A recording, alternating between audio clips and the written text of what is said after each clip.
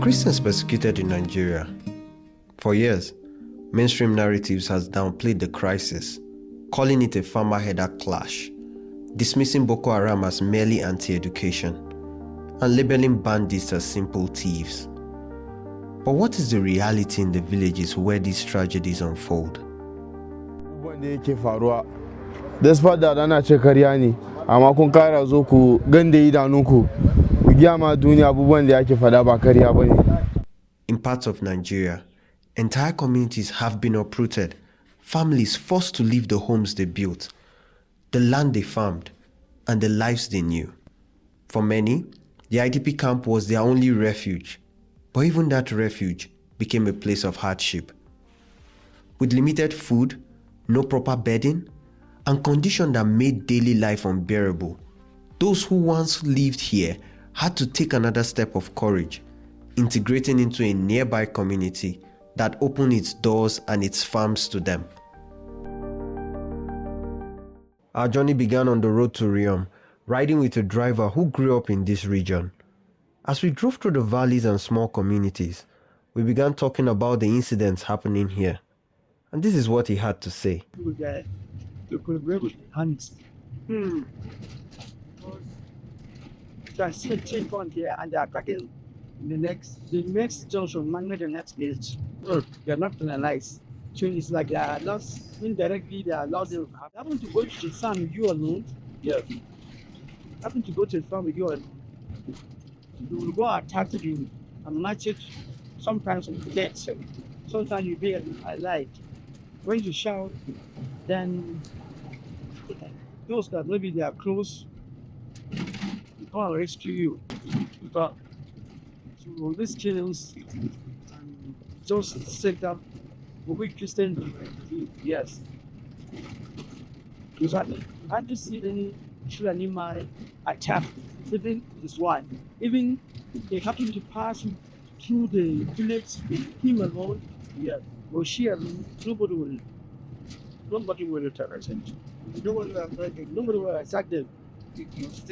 So you believe actually that it's a Christian genocide? In Riyom, we visited one of the IDP camps. We spoke with people who once called this camp home. They described unstable living conditions, limited support, and the constant reality of living in fear, never sure when the violence might reach them again. Sunana Lami Yohana daga Jol, local government. So wurin da muna lallaba dai saboda su sukan zo sai su kakashe mu, even ko da rana ko da dare muna kwanciya ana zuwa sai a kakashe mu. Suna sa shanake ma a cikin abinci. Ni mai magana ma yanzu din ma an kashe mai gidana, an sa wuta a gidana, an ji an ci mu duka masara a gonaki. Sunana Pastor Dalio daga nan Riyom. Okay. Gefen Biyai. Bai nisa da nan ba. Okay, so church da kake pastoring yana mere ne for now. Okay. Ne an kai ni mere. Mere ma ba su sira ba. Kwanakin baya haka aka je aka kama wata mata a gurin wanda yanzu an refi nata sai aka yanka mata wuya domin ta waye wani Fulani ne. Ta waye shi. Dace don kai ma za ka yi mun wannan abun. Sunana Reverend Davo M. Musa Dako. Okay. Na aikin limanci a Ecclesian Kokin kuma a karkashin RCC Rahos. Ina zama a Bindi inda an kai attack a watan 7. Na kusa kawai nan. Okay. Kusa ba murin daga sector 6 zuwa wurin bai kai 5 to 10 minutes za kai wurin. Okay. Ka akan hanya ma wannan garin a raba hanya. Okay. Bindi, yes. Okay. Hi. Ma kai pastor ne kuma. Pastor ne. Sun kone maka church. An kone gidan da nake ciki, an kashe mutum 9 a cikin gidan.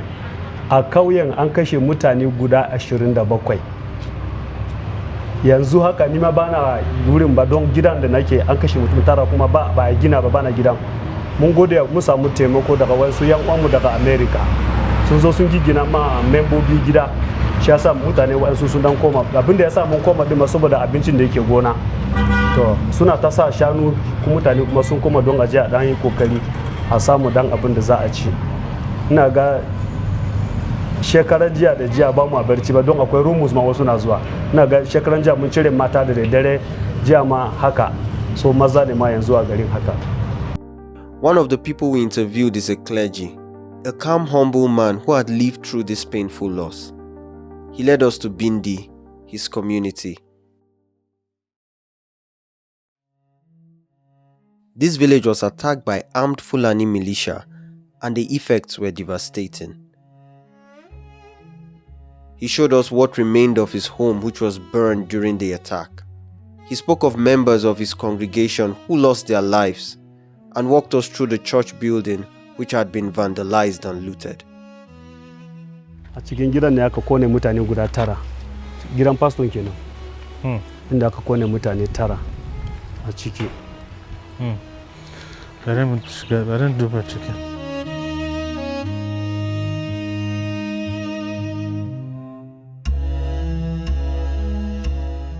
A cikin wannan ɗaki ne aka kashe shi da maman shi. Yaro mai wata ɗaya. An kashe shi. 1 month old child. Yes. This was the room they killed. An kashe shi, sun removing private part na shi sun tafi da shi. And they removed the private part, his private part, and left with it. A cikin wannan ɗaki din.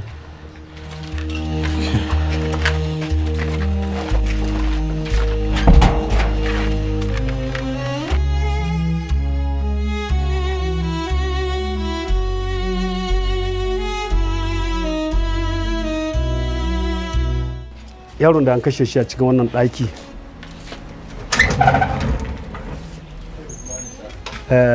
friend na yaro nawa ne.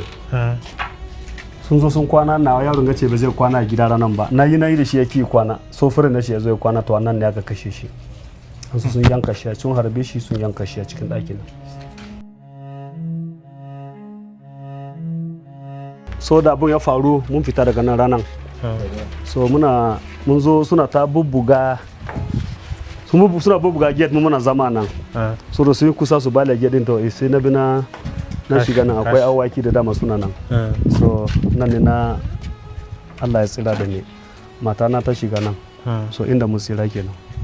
But mutane 9 da suna gidan an kone su, suna kuka muna ji, suna maganganu anan duk muna jin su.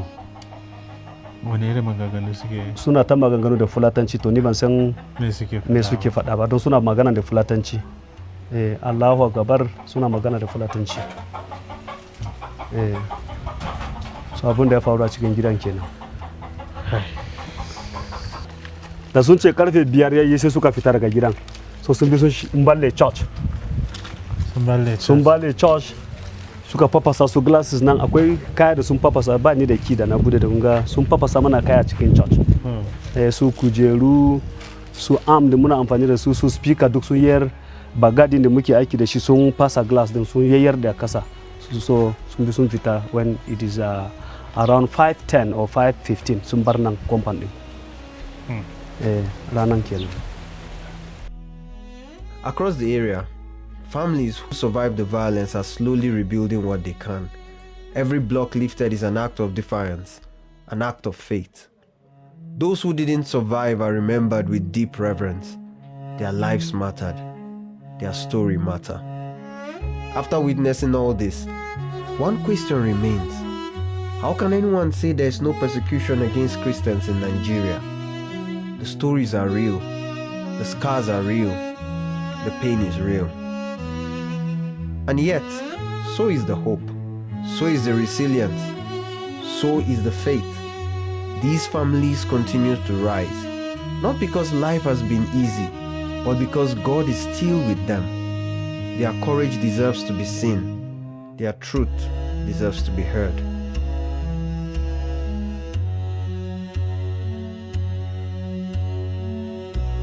And this story is only one out of hundreds of attacks happening across Nigeria.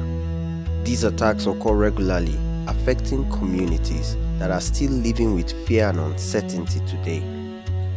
If you want more information on what's happening in Nigeria, subscribe to this channel. IOI, mentoring leaders to mobilize churches for mercy missions.